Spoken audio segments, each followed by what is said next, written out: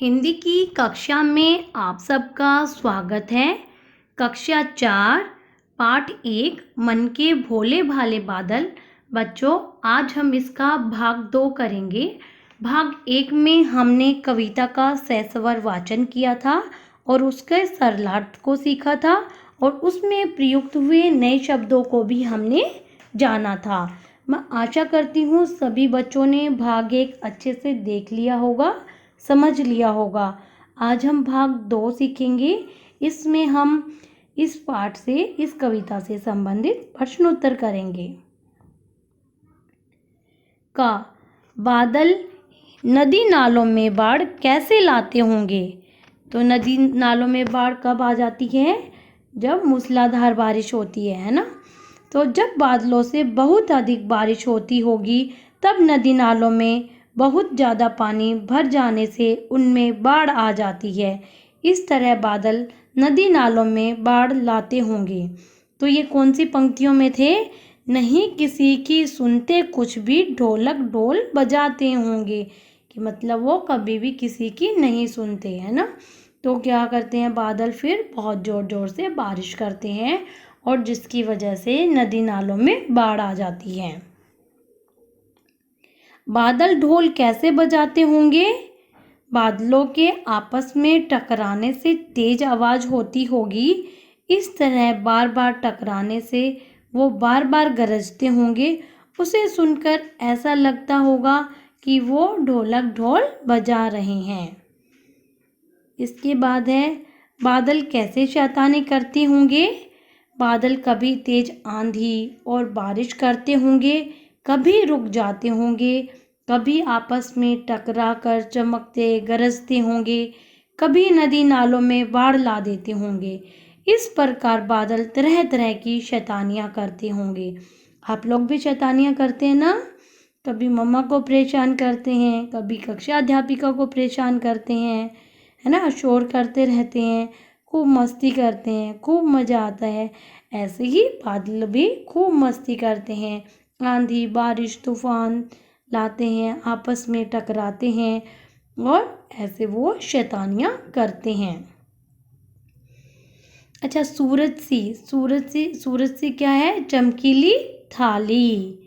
चांद सा गोरा मुखड़ा, हाथी सा भारी भरकम आदमी, जोकर सा मोटी नाक, परियों सा सुंदर पंख, गुब्बारे सा फूला पेट, ढोलक सा बजता डिब्बा। बच्चों, आप इसकी जगह आपके मन में अगर कुछ और आए तो आप वो भी लिख सकते हैं।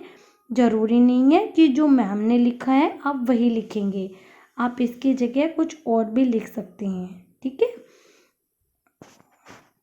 इसके बाद है तूफान क्या होता है? बादलों को तूफानी क्यों कहा गया है? तूफान क्या होता है? बारिश के साथ जब तेज चलने वाली आंधी को तूफान कहते हैं। बारिश के साथ जब तेज आंधी आती है ना बच्चों, उसको हम तूफान कहते हैं।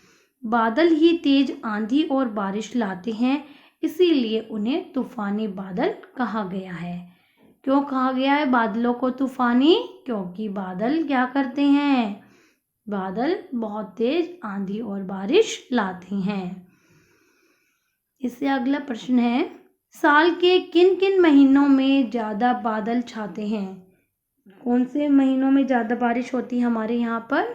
जून जुलाई और अगस्त में हमारे यहाँ पर बहुत ज़्यादा बारिश होती है। बेटा, अलग अलग जगह पर अलग अलग बारिश का मौसम होता है। जैसे हम उत्तर भारत में रहते हैं तो यहाँ पर जून और जुलाई के महीने में ज़्यादा बारिश होती है, ज़्यादा बादल आते हैं। लेकिन अगर हम दक्षिण भारत की तरफ जाएं, जैसे केरल में, कर्नाटक में, उधर की तरफ ज़्यादातर मानसून जो है वो अप्रैल में आती है, ठीक है। अप्रैल में वहाँ पर बहुत तेज बारिश भी होती है और गर्मी भी बहुत पड़ती है उस टाइम पे वहाँ पर। तो अलग अलग जगह पर अलग अलग समय में बारिश आती है। कविता में काले बादलों की बात की गई है। क्या बादल सचमुच काले होते हैं?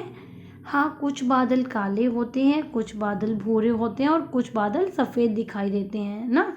आपने सबने देखा है ना बादलों का, कुछ बादल हमें संतरी कलर के, लाल कलर के भी कभी कभी दिखाई देते हैं।